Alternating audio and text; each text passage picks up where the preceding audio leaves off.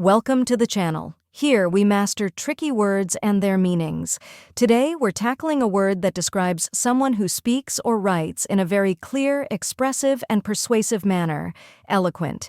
It might seem a little tricky, but by the end of this video, you'll be able to pronounce it with confidence. The correct pronunciation is eloquent. Let's break it down. First we have EL, which sounds like L in elephant. Next is which sounds like the U in sofa.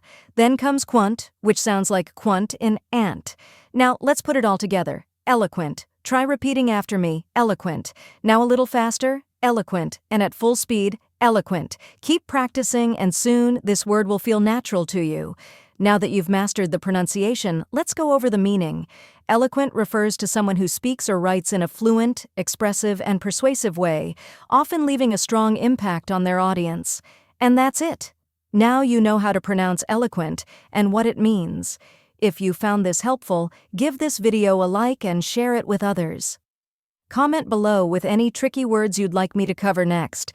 And don't forget to subscribe for more pronunciation guides. See you in the next video.